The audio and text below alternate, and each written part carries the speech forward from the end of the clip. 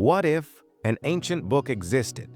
One that could change everything we thought we knew about biblical prophecy, divine justice, and the coming of the Messiah?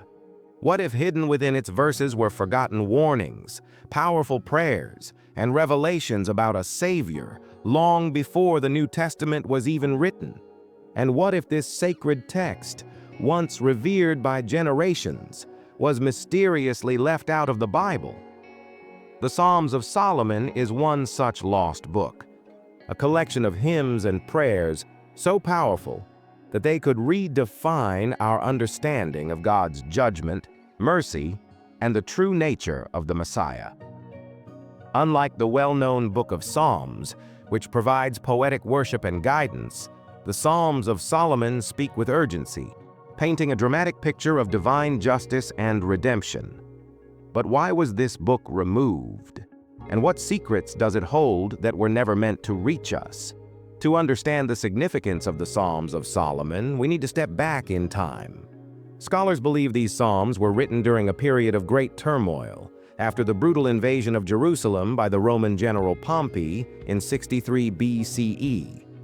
This was a time when the Jewish people were crying out for justice, witnessing corruption among their leaders, and desperately waiting for divine intervention. Unlike the biblical psalms attributed to King David, these psalms were likely written by devout followers of God, observing the chaos of their world and seeking answers. They describe a righteous king, one chosen by God who will one day restore justice. Many believe this was one of the earliest written descriptions of the Messiah, centuries before the arrival of Jesus Christ. But if these psalms contained such profound messages, why were they left out of the Bible? Was it a simple matter of historical selection, or was there something within them that powerful religious leaders wanted to suppress? In today's world, where corruption is rampant, where people cry out for justice, and where faith is tested daily, the Psalms of Solomon feel more relevant than ever. These ancient hymns speak about a world falling apart, about the wicked being punished, and about the righteous being saved. But they also pose an unsettling question. Are we witnessing the same patterns repeating today? Are we living in an era where the words of these forgotten psalms still hold a warning for those willing to listen? As we embark on this journey to uncover the hidden truths of the Psalms of Solomon, one thing is clear. This is a story that was never meant to be forgotten. Get ready to explore the lost prophecies, divine warnings, and hidden prayers that could change how we see history, faith, and the future itself. Before we dive deep into this mystery, make sure to subscribe to Bible Says and send a super thanks to support this eye-opening journey into the forbidden scriptures of history. The Psalms of Solomon is a collection of 18 ancient psalms, deeply emotional and politically charged, which can be dated to a period of tumult. Unlike the Book of Psalms, traditionally ascribed to King David and central to Jewish and Christian prayer and worship, these psalms date to a time of crisis when foreign invaders, corrupt leaders, and internal treason undermined the foundation of Jewish society. Psalms of Solomon originated in the late Second Temple period in the 1st or 2nd century BCE. This was a period of immense strife, especially between the Jewish people and the growing Roman Empire. Many scholars contend that these psalms were composed in response to the siege of Jerusalem in 63 BCE by Pompey the Great, a Roman general whose victory ushered in an era of life under Roman rule for Judea. The destruction of the city, the desecration of the Holy of Holies by Pompey, the loss of Jewish sovereignty, all contributed deeply painful wounds to the overarching narrative of the Jewish people. Both psalms articulate the grave sorrow and fury and yearning for justice that the Jewish people experienced at the time. They mourn the degradation of religious leaders, denounce foreign despots who exploited God's people, and beckon divine action to bring restoration. What distinguishes them from the biblical Book of Psalms is their pronounced apocalyptic and messianic flavor. They do not simply plead for deliverance, but prophesy the appearance of a divinely appointed king who would reign with justice and purge the land of its wicked usurpers. But if the message was so spiritual, political, why weren't these psalms adopted into the canonical Bible? Their audacious political stance was one of the primary reasons for the exclusion. The Psalms of Solomon is deeply critical of the Hasmoneans, the dynasty that ruled Judea in the period contemporary with the Psalms' possible composition. The Hasmoneans, formerly a priestly family that had led the Maccabean revolt, were now rulers and high priests, a dual role that had led to ever more corruption. The Psalms speak ill of these rulers as unworthy of their station and prophesy that God would depose them in favor of a truly righteous leader. This was a dangerous message. To the ruling class, these psalms would have been a direct offense to their divine authority. As the Maccabean heroes appear to have made their claims to power in part based on these writings, it would have been seen as a rebellious act even in the eyes of the Hasmonean rulers in power, and those ruling powers, along with their loyalists, probably stifled the use of such texts. The more politically neutral Book of Psalms, by contrast, was safer and garnered wider acceptance. This split, too, has its roots in the early perspectives on the Psalms of Solomon among the Jews. Different sects of Jew had different responses to them. Further, the Psalms themselves may have appealed to the Pharisees who emphasized religiosity and ritual purity because they underscore the importance of God's justice in the affairs of humans.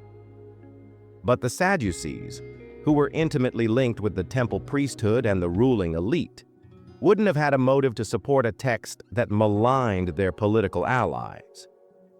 Because the Sadducees had oversight of the temple, and by extension, much of the Jewish religious leaders of the time, they were able to push these psalms out of mainstream Jewish worship. And the Psalms of Solomon are taking on deeper significance with the emergence of Christianity. The messianic prophecies of these psalms foretold of a righteous king who God would appoint to judge justly, conquer oppressors, and restore the divine order. Interpretation of this idea as a direct reference to Jesus Christ became widespread among the early Christian thinkers. This concept of a Messiah who would provide both justice and salvation made sense when aligned with Christian teachings, and some even viewed the Psalms of Solomon as a prophetic affirmation of Christ's mission. But even these psalms were not commonly a part of Christian canon. One primary reason was their lack of inclusion in the Hebrew Bible, upon which the early church placed great emphasis as an authoritative text. These texts were already known to some Christian scholars, yet they never were, and never could be, accorded such authority that they made their way into the New Testament. Their slow decline was due also to their not being widely preserved. The Book of Psalms was copied, recited, and absorbed into the Jewish and Christian traditions, but the Psalms of Solomon languished on the fringes. They were not entirely lost. Manuscripts appeared in Greek, Syriac, and Armenian translations, but never became a primary text for worship. Their erasure from history dates back to the early centuries of the Christian era. However, as religious leaders were busy defining which texts had authority, the Psalms of Solomon didn't make the list. They were neither declared heretical nor banned outright, but they were mostly overlooked. Copies grew more scarce, and the impact of them faded into the periphery. But the impact of these psalms did not really go away. Their messianic themes reverberated in later Christian writings, and their cries of divine justice were formative within Jewish apocalyptic literature. The question that remains is this: was there merely a historical filtering out of this chosen Jungian reconciliation, or a more concerted effort to quash them? The Psalms of Solomon were written during one of the most chaotic periods in Jewish history, a time of foreign oppression, civil unrest, and profound spiritual desire. The Jewish people, who had once been an independent nation with kings such as David and Solomon, no longer had their own leaders, but instead were under Roman occupation.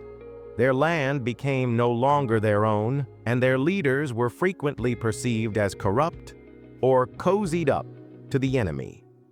Political oppression brushed against religious devotion, creating a climate in which prayers were not just acts of worship, but cries for justice, cries for freedom, cries for divine intervention. Central to this upheaval was the Roman conquest of Judea, which had included the invasion of Jerusalem by Pompey the Great in 63 BCE. His army sacked the city and killed thousands of people, desecrating the Holy of Holies that lay within the Second Temple. For the Jewish people, this was more than a military defeat. It was a spiritual catastrophe. The temple was the heart of their faith, where God's presence lived. The invasion of this most sacred of sanctuaries by a general from a foreign nation roused the entire body of Jewish society and brings special bitterness over the Romans and further behind the Jewish leaders who allowed such a thing to take place. This is the environment in which the Psalms of Solomon were produced. Unlike the more famous Book of Psalms, which contained hymns of praise, thanksgiving, and personal devotion, these psalms drooped with anger, lamentation, and prophetic warning. They spoke to the suffering of the people and the failures of their leaders. They did not just weep for the world as it is. They berated those who caused it and demanded divine retribution. For the oppressed Jewish communities, Psalms became a source of strength. They affirmed their pain, realizing that they had been wronged and that God had not forsaken them. The Psalms assured them that justice would prevail. The wicked rulers would be brought low, and a true righteous king would take his place to restore God's order. For the helpless, this message was the most comforting one imaginable. God has a plan. Your suffering is not for nothing. Yet this same message also rendered these psalms risky. Their calls for divine justice were not merely spiritual, they were political. The Psalms of Solomon explicitly denounced the Hasmonean rulers, the Jewish dynasty that seized power following the Maccabean revolt. The Hasmoneans had begun their rule as liberators, but for generations they had behaved more and more like tyrants, and their legitimacy was repeatedly called into question. These psalms charged them with corruption, moral decay, and unworthiness, and God would replace them. These were deeply, deeply threatening ideas to the ruling class. To openly embrace these psalms was to question the claims held by the high priests and the Jewish elite, many of whom had aligned themselves with the Jews as a means of preserving their power. Such revolutionary thoughts, even in the form of prayers, were treacherous. They contained the potency to incite a rebellion, to turn the people against their rulers and rock the very corners of the existing order. The Psalms of Solomon not only had vast political implications beyond the use of the Psalms of David in the synagogue at the time, they offered a Messiah complex.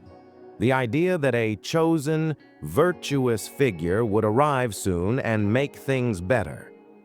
This future leader would rule with true, absolute justice, unlike the Hasmoneans, who had taken both political and priestly power.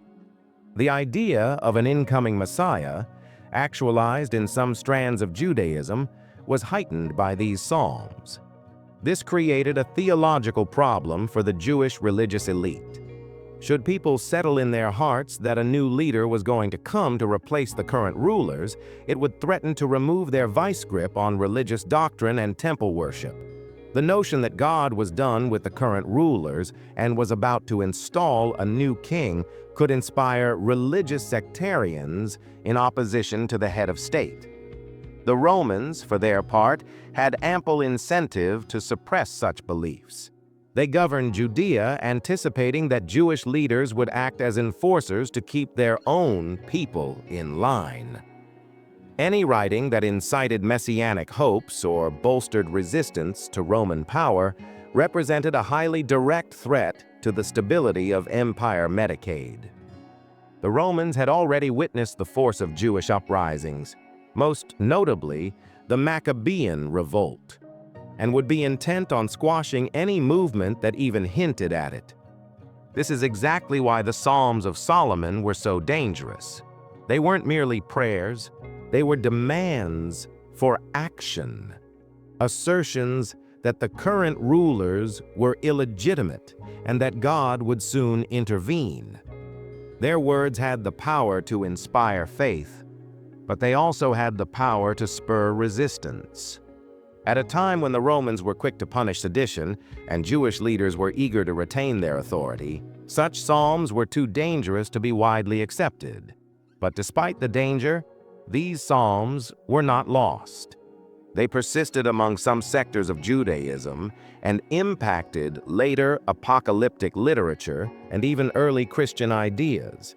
Their themes of righteous suffering, corrupt rulers, and a coming divine deliverer resonated with powerful longings for justice. Though they were not present in the canonical scriptures, the ramifications could still be felt in the longings and prayers of those who believed that one day the world would be made right.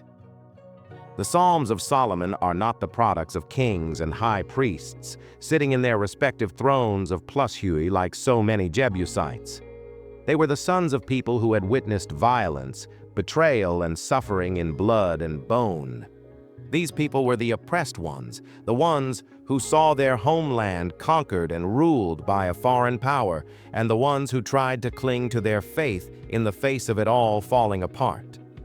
Unlike the Psalms of David, which often recounted the struggles of a solitary king or his wartime nation, the Psalms of Solomon mixed the personal and the collective in ways that gave voice to a community that felt forsaken but still believed in divine justice. But who exactly wrote them? Scholars hold that the authors were Jewish poets, scribes, or religious leaders who lived during the time of Roman conquest and Hasmonean decline. These were men and women who had witnessed the corruption of their leaders up close, the testing of their faith and the desecration of their sacred lands by foreign powers. Their words were heavy with the despair of the dispossessed, the sense of betrayal by their own leaders, and the deep certainty that one day God would reestablish justice. The feelings expressed in these psalms lend an almost confessional quality to them. The letter writers did not simply recount the suffering of their people. They expressed their own pain, their doubts, and their struggles with faith. Others are angry, cursing the corrupt rulers who abandoned God's law. Others are appeals for mercy, wondering why the just must suffer while the wicked thrive. Others feel profound and deep guilt, realizing that maybe their people have brought this misery on themselves by abandoning God. One imagines these writers hunched over in crow-lit secret, writing these psalms on parchment or whispering them in social outlaw hideouts. Every word they put down carried risk. To publicly speak out against the rulers, be they the Hasmonean kings or the Roman overlords, was to bring down upon oneself punishment, exile, or death. The Psalms charged the leaders with a betrayal of God's will, denouncing them as hypocrites who enrich themselves in the pain of the common people. These words, if answered through discovery, would be considered treason, not only against the religious authorities, but against the empire as a whole. The inner conflict these writers must have endured was monumental. It was not just poetry they were writing. It was what they considered to be the truth of God. But they were also human, fighting their own fears. Did they hesitate ever before writing things down on parchment? Was there a concern about putting a target on their backs for persecution? Or did they have faith that God Himself was leading their pen, filling them with the courage to speak out in the face of danger? Their struggles were not only political but profoundly spiritual. They struggled with their faith, asking such questions as, why would God allow this kind of suffering? How could he allow Jerusalem to be destroyed? Why were the just being trampled while the wicked prospered? These were not abstract questions of theology. They were cries of anguish from people who had seen devastation with their own eyes. But even at their darkest, the psalmists never released their faith. The pain they felt did not result in despair. It resulted in prophecy. They trusted that God had not forsaken his people, that the suffering was for a reason, and that justice must eventually come. They wrote not only to share their grief, but to warn others that God's judgment was imminent. Their psalms became a chronicle of suffering, a pledge of redemption. But the cost for such bold, uncompromising prayers was steep. Had the ruling class accepted these psalms, they would have been included in the official Jewish canon. Instead, they were pushed to the fringes, mimicked and sequestered only by those willing to continue their message. The Psalms were perceived as too radical, too dangerous, too critical of prevailing power. Still, these writers kept writing, even at the risk. And maybe they realized that their words would not speak to the times in which they lived, but rather to posterity, to those like ourselves who would eventually be able to read and understand the experiences they lived. And so, their songs continued. In suffering and grieving, they composed the psalms we still read today, psalms that serve not as a mob, but militancy against injustice, a commandment to speak out on behalf of the oppressed and hope against even the darkest of times that God's promise will not be lost. The Psalms of Solomon were passionate, visceral, and unreserved in their condemnation of corrupt leadership. They preached divine justice, denouncing rulers who violated God's laws and promising the oppressed future judgment. But those were not welcome words for those in power. These psalms were dangerous, subversive, and politically inconvenient, and so they were ultimately excluded from the official biblical canon. There were powerful reasons for religious authorities, Jewish and early Christian, to reject and suppress these writings. Canonization was not only about determining what constituted divinely inspired texts, it was also about defining religious authority and political stability. Thus, all writings that threatened the status quo or called into question the legitimacy of rulers, for example, had to be carefully scrutinized and often removed from circulation. The canonization process of the Hebrew Bible in the Jewish tradition was gradual over centuries. Many believe the Torah, Pentateuch, prophets, and writings became authoritative long before the New Testament was penned, and that by the time they were accepting the New Testament, there was a strict framework of what was considered divinely inspired scripture. The Psalms of Solomon were certainly steeped in Jewish thought, but did not quite gel in this schema. Unlike the canonical Psalms of David, which had become the very basis for Jewish worship, the Psalms of Solomon were much more confrontational, and especially more confrontational in their condemnation of Jewish leaders who had allied themselves with foreign rulers. This rejection was probably theological and political. The Psalms offered a vision of justice in which God would depose evil rulers and establish justice, and that was a direct challenge to those in power. For instance, the Hasmonean dynasty held both political and religious rule, and the Psalms, according to certain scholars, were inspired by their corruption and failings. If this were the case, then permitting these psalms to be welcomed into wide use would be putting the opposition on the map. Religious leaders would not risk standing behind a text that outright criticized their own leadership. Adding to the confusion was the increasing Roman dominion over Judea. The Psalms of Solomon were heavy on wishing and hoping for divine intervention, that foreign oppressors would be cast out and replaced with a good leader.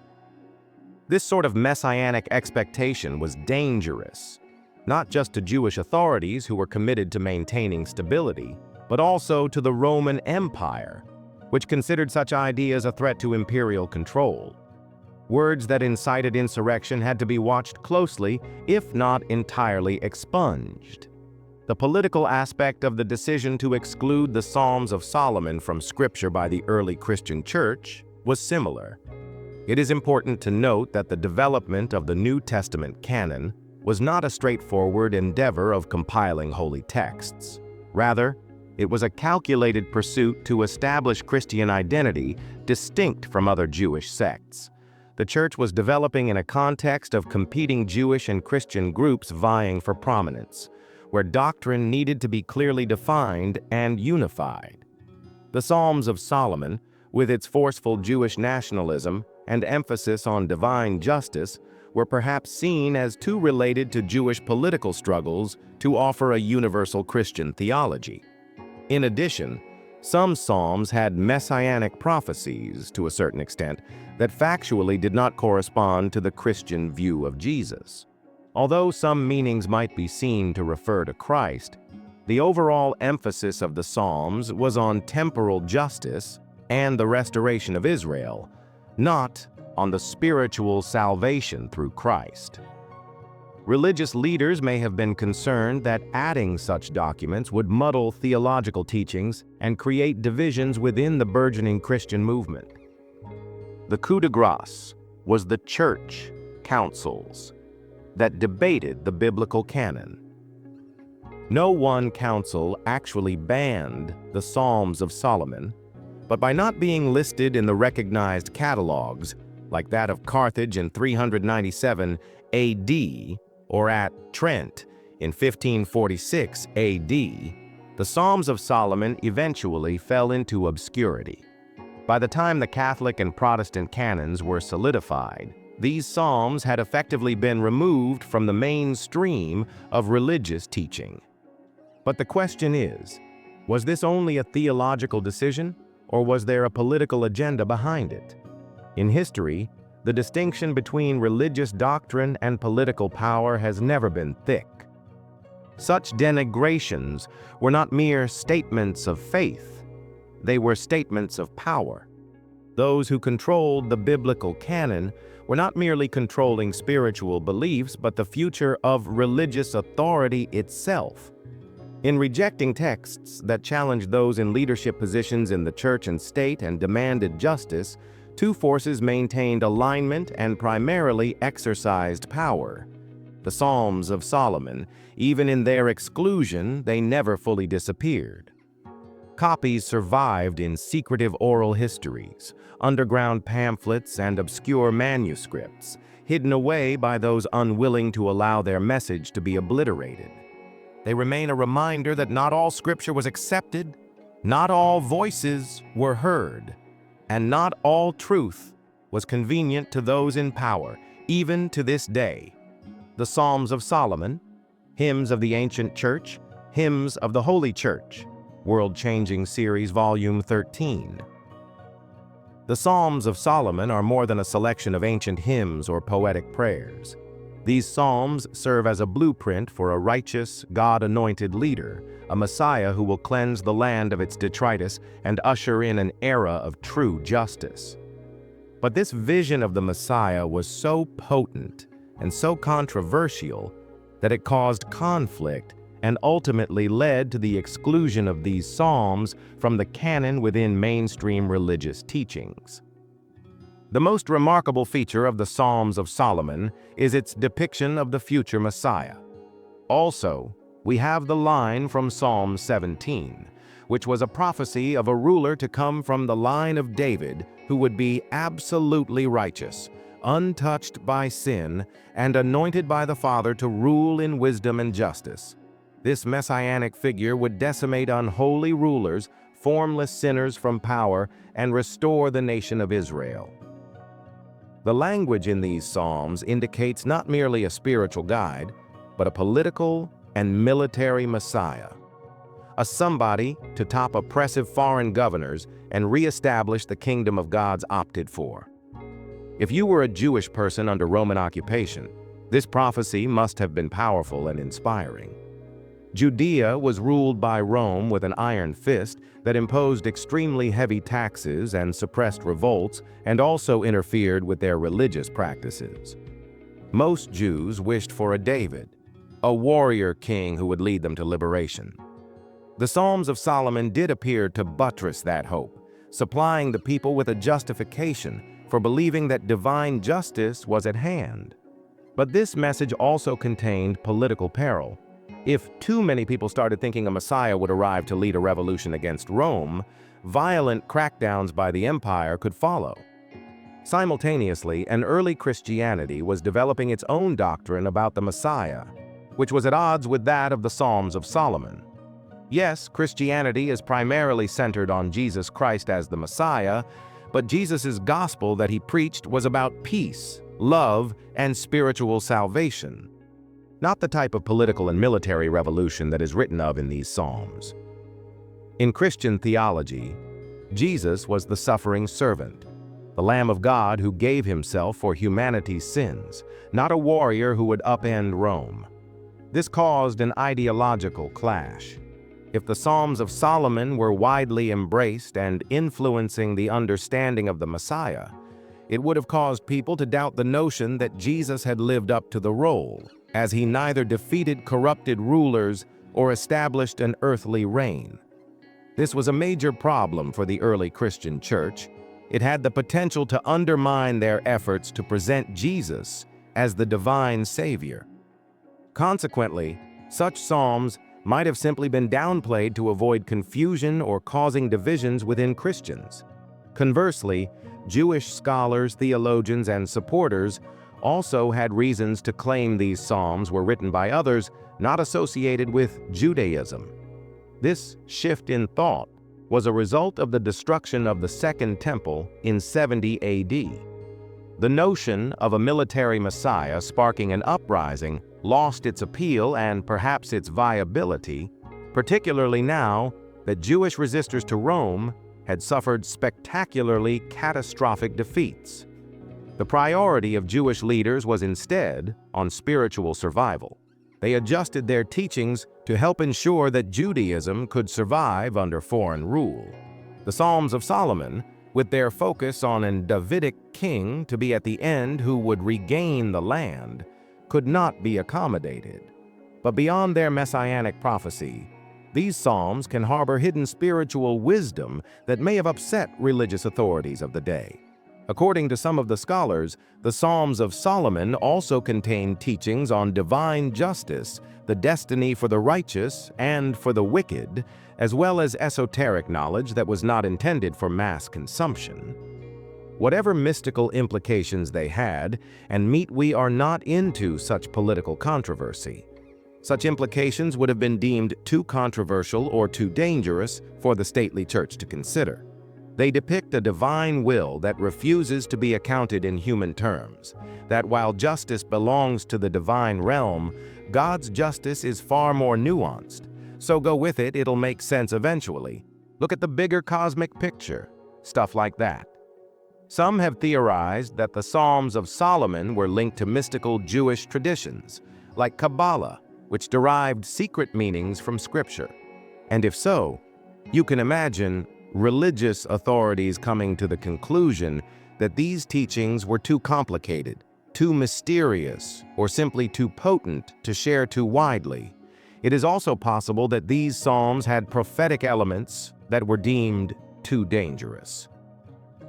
Like so much else in world history, the human instinct to control access to spiritual knowledge is perennial, and religious and political authorities alike have to various degrees sought to exert that type of control, especially when sacred knowledge has the potential to inspire rebellion, independent thought, and challenges to authority.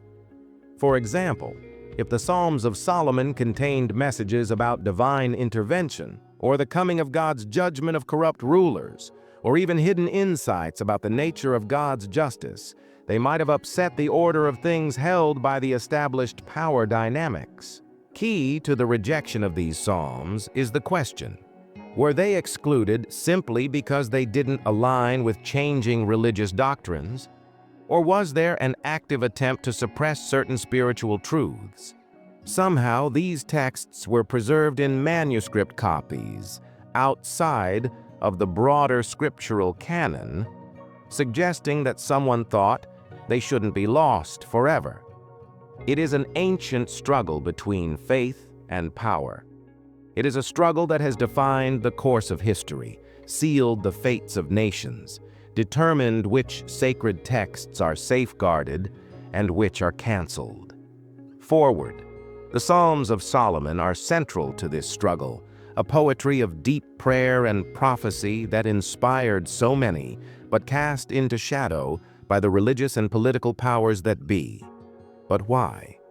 And what was so dangerous about these psalms that they needed to be silenced? To grasp this, we need to consider the age-old tension between spiritual devotion and institutional control. Those in power have often wanted to determine what faith must look like, what acceptable faith looks like. The Psalms of Solomon were a response to that control, a subversive expression of raw emotion, faith, and radical reimaginings of divine justice. They talked of a righteous king, a messianic figure who was going to overthrow the wicked and establish a kingdom based on divine law rather than human law. For religious and political rulers alike, this was a threat. How many tens of thousands of Americans, all of whom were born free, have no idea they're living under an evil authoritarian religious regime? In a world like that, the Psalms of Solomon could be dangerous, not because it lacked spiritual truth, but because it exalted the average believer. These psalms were not about rituals, temple sacrifices, or priestly authority. Instead, they spoke in terms of personal faith, justice, and divine intervention. They comforted people that God was watching, that He would punish the corrupt and lift the good. This was unsettling for the ruling class. Religious authorities flourished in the world of codified dogma. They retained their grip on society by regulating how individuals related to the divine.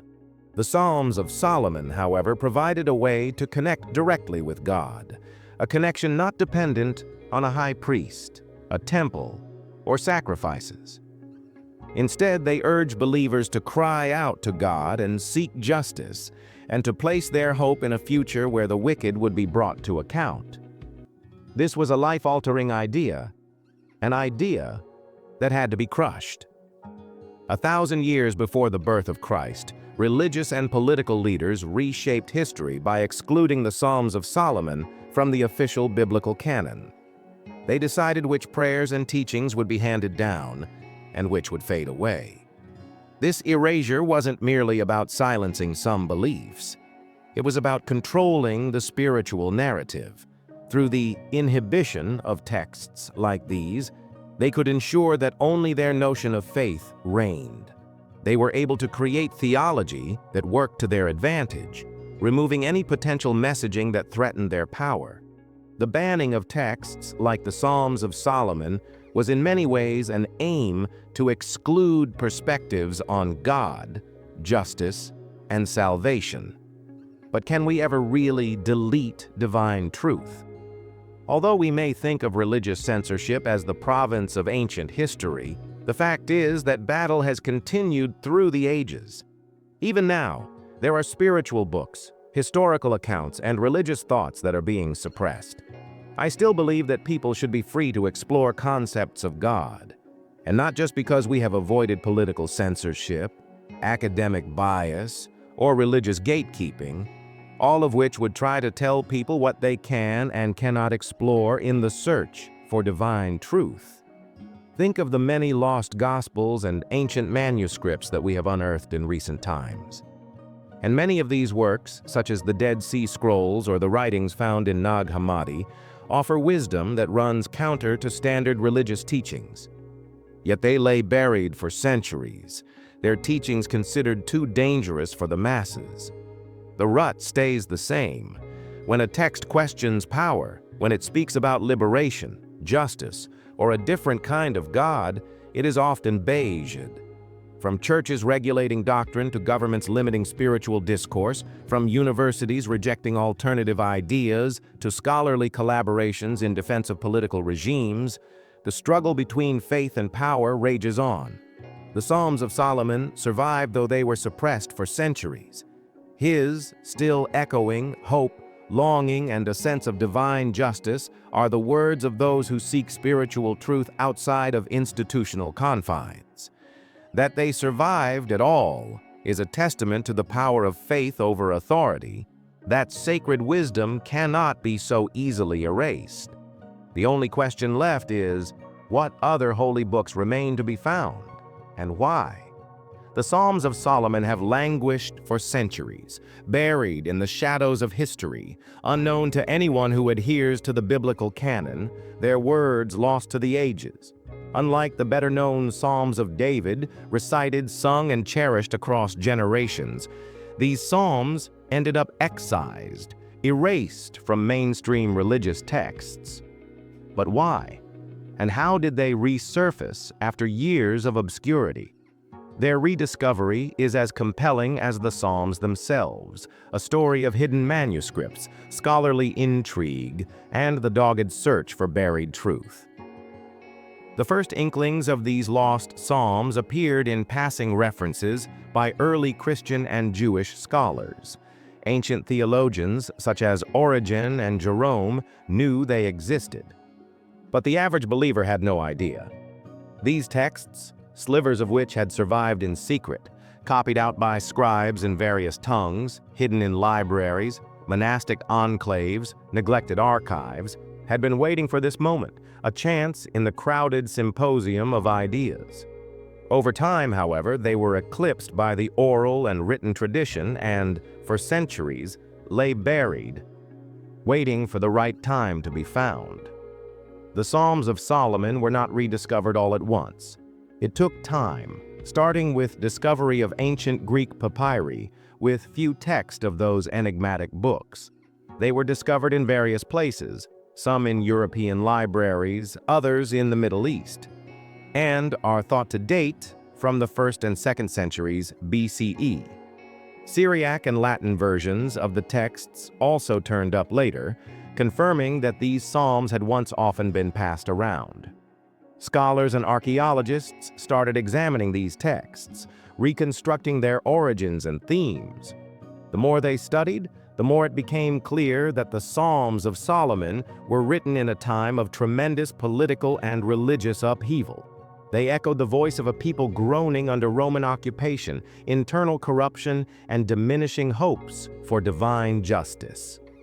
These psalms were vastly more political than the biblical ones of David, which are mostly about worshiping God and personal devotion. These psalms were condemning corrupt rulers and foreign oppressors and asking God to intervene.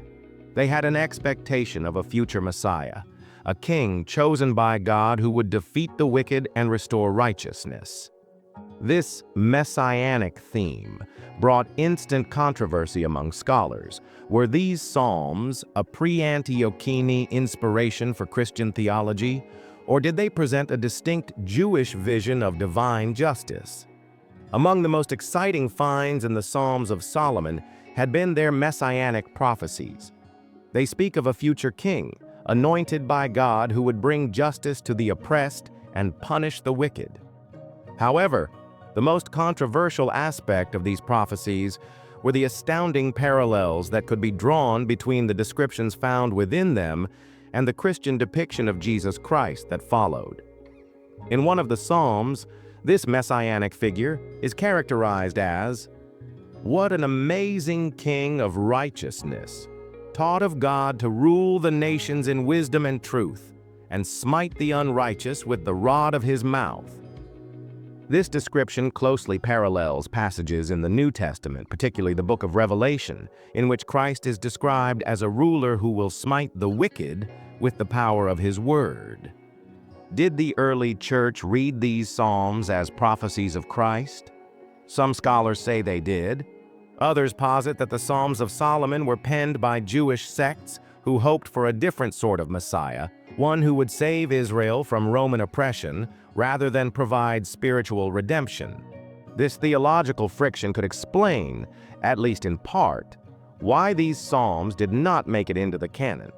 For the first Jewish authorities, they may have been too revolutionary, too fiery politically to find acceptance. For early Christians, they might not quite have fit with their sense of what the mission of Jesus was. Whatever the reason, the Psalms of Solomon fell into oblivion. But not entirely. The mainstream rediscovery of the Psalms of Solomon in the modern period was propelled during the 19th and 20th centuries with the rise of biblical archaeology. They searched through ancient sites, looking for lost scriptures, and in doing so uncovered pieces of secret knowledge that were quite literally thousands of years old. Many of the most fundamental discoveries emerged from libraries hidden away in monasteries of the Middle East, where ancient Christian and Jewish manuscripts had been preserved with relative, if not complete, secrecy. These texts were in Greek, Syriac, and Ethiopic versions of the Psalms of Solomon, has shown that they were once well known and held in high esteem.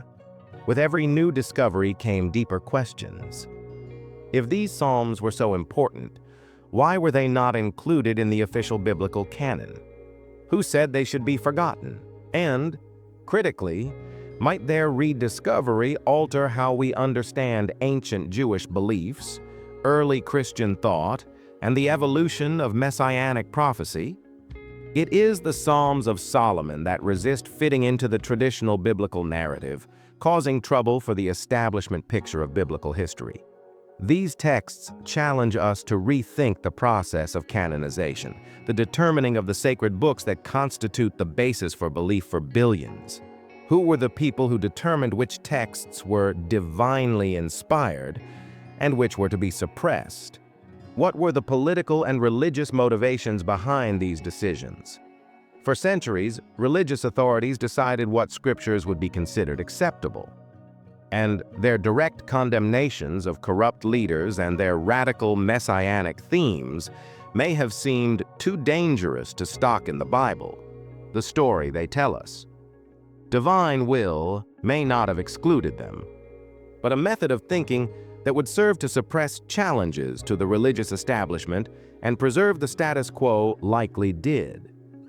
But their rediscovery is not merely an academic curiosity. Are you familiar with the fact that you are rediscovering a lost faith, the hopes, fears, and struggles of those whose life was thousands of years ago? These psalms are not some ancient text buried in parchment. These are cries of a nation crying for justice, prayers of those that are oppressed, a vision of a better world. Rediscovery and the evolution of modern faith. The recent rediscovery of the Psalms of Solomon is still significant today. They serve as a reminder that sacred knowledge can be lost, but it can also be discovered again. They push contemporary believers to ask hard questions.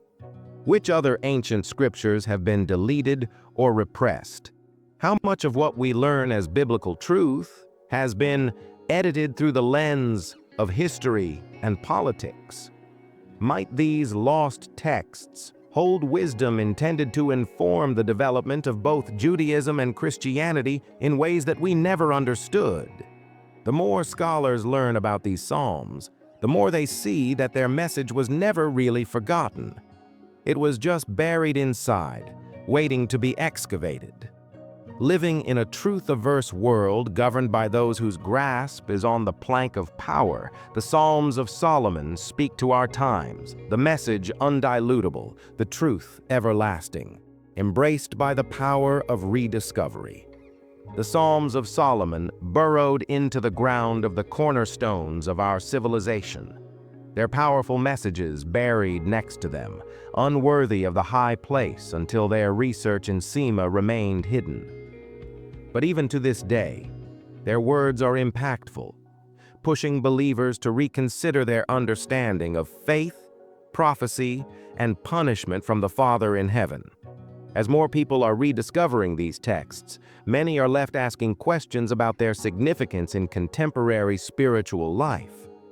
Are they still wise words for faith walkers today? Are they to be restored to sacrosanct traditions?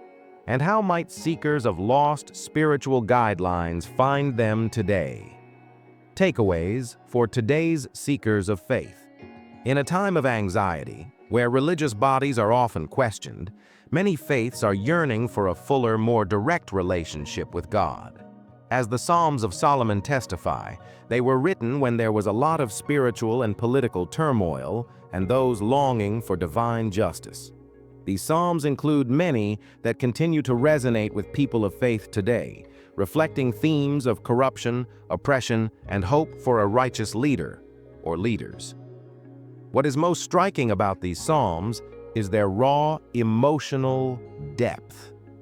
Unlike many decidedly sanitized religious texts, which tend to focus on themes of peace and harmony, the Psalms of Solomon unabashedly expresses frustration, grief, and anger at the corrupt rulers, hypocritical leaders, and even God. It is this honesty that resonates with many modern-day believers, particularly those whose practices feel disconnected from traditional, institutionalized religiosity. This is a radical teaching, one that hauls away the misconception that religious devotion must always be passive and submissive, and it is a potent message about how faith can exist side by side with anger, doubt, and a demand for justice. They also remind us that faith is more than just rituals and traditions, but a deep, personal intimacy with God. The authors of these Psalms did not defer to religious authorities to tell them what to believe. They cried out directly to the transcendent and begged for truth and righteousness.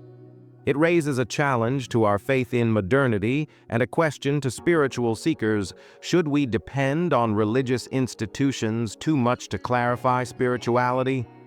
Are we really seeking God or simply continuing on a tradition? The Psalms of Solomon, the 3rd century BCE work, generally found in a number of vorlages, the K4P Psalms of Solomon, the 3rd century BCE work, in existence before the destruction of the temple in 70 CE, and reconstructed by scholars from a variety of vorlages, such as the K4, should be restored. This opens the debate as to whether or not the Psalms of Solomon should be reinstated back into sacred scripture. These Psalms may have been removed from the biblical canon for good reason, some argue, while other scholars contend that their omission was in the realm of politics, not spirituality.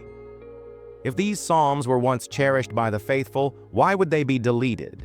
Should they be reinstated among religious teachings, which could grant people access to their lost wisdom? Religious texts have been shaped and selected over time by councils and religious authorities. The biblical canon was determined by the Council of Nicaea and other church councils long after the supposed timing of the New Testament writings. And rather than being the result of divine communication between God and the authors of the NT books, they were political and theological decisions. The Psalms of Solomon, with strident denunciations of corrupt leaders and fierce messianic prophecies, might have been deemed too dangerous, especially for the powerful. But times have changed. Today, with the blossoming of biblical archaeology, the discovery of ancient manuscripts, and digital access to the historical texts of all varieties, believers likely have greater control over their own spiritual understanding than they have ever managed. The question now is no longer, should religious authorities permit these Psalms to be restored? But instead, should people take them back for their own spiritual development? As an object of study, analysis, and even worship, these Psalms are and remain valuable even if they do not correspond precisely to a Christian theological world of a set later perspective, say some religious scholars. Much of what they emphasize as divine justice and messianic hope corresponds with that of Judaism and Christianity as well. If these Psalms once provided guidance for believers, there is no reason they cannot again today.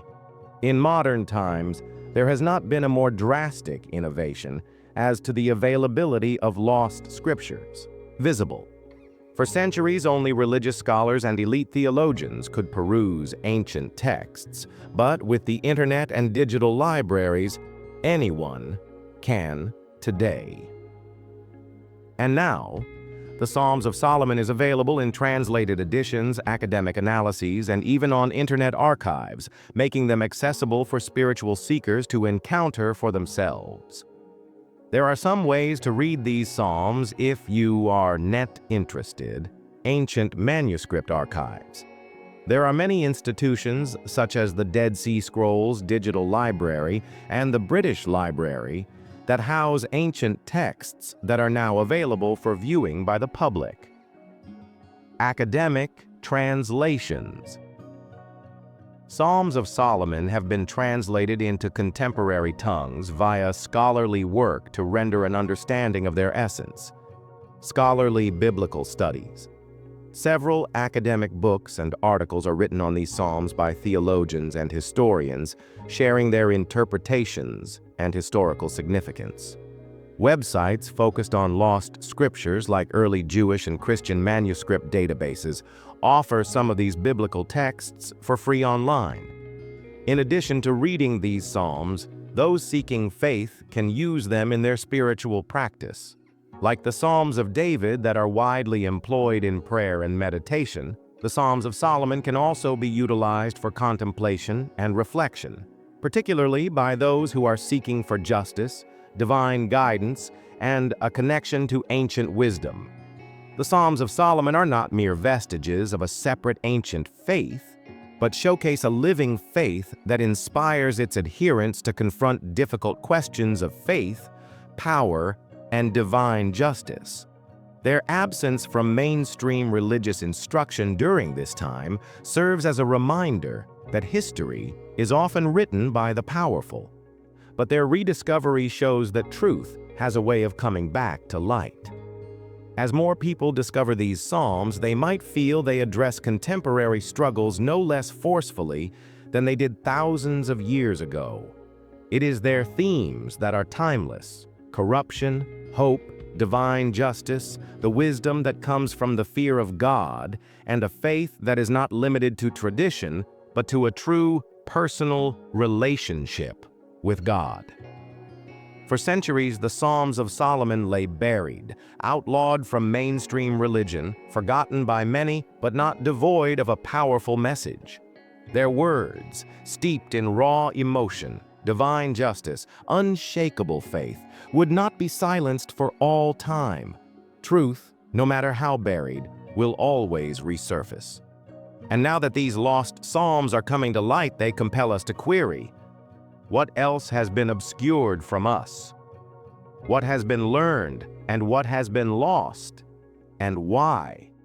History teaches us that those who hold power determine rules for what is sacred and what is not. Narratives that we adhere to today have been constructed by religious authorities and political rulers, and even by scholars. The Psalms of Solomon were deemed too dangerous, too audacious in their denunciation of corruption, too pointed in their demands of divine justice. Maybe they weren't rejected because there was no truth in them, but because there was too much. And yet, here we are, reading them once more.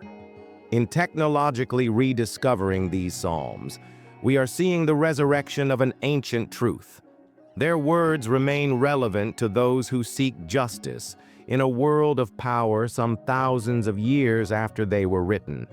In the faith lives of our ancestors, He breathed very life into us. There is no soft, comforting version of faith offered in these psalms. Instead, they tell us of a faith formed in suffering, in exile, in the teeth of cruelty and injustice. They teach that real faith is active. It is not the refusal to speak up in a world of corruption. In fact, it's about calling out to God, demanding justice, and clinging to hope even if the night grows darker. This kind of faith, faith that is most humanly morbid, wrought with pain, is precisely the faith that so many believers today wrestle with. These questions are embraced by the Psalms of Solomon. They recognize pain, they recognize oppression, and yet they cling to the inextinguishable hope that righteousness will triumph. This is what gives them power. These psalms do not provide a straightforward response. They offer a pathway to endurance. They show us that faith is not never doubting, is not never feeling angry. Faith is remembering that divine truth exists and clinging to it even as the world holds it up for ransom. The message these psalms have for faith seekers today is a potent one. God is not far away. He hears. He sees. He will act. The ultimate justice of God cannot be thwarted, even when the wicked prosper, even when the righteous suffer. The mystery has led you through lost knowledge, hidden scriptures, and the struggle between faith and power. But the story does not end here. The rediscovery of the Psalms of Solomon is one example of lost wisdom being remembered. More remains to be learned, more to learn, more truth erased from his store. If you feel that these lost scriptures should have a chance to be studied, if you feel that the truth should never be hidden, then become a part of this journey. Follow, Bible says, for more about the lost books and hidden histories that shaped our faith. Support this research and content by sending a super thanks, as your contributions during these discoveries helps to keep them alive and bring other hidden truths to life. Faith does not mean believing everything we are told. Faith is about searching, inquiring, and clinging to truth, even though it can be difficult to find. The secret Psalms of Solomon were covered up, but now they are revealed. What more truths remain to be told?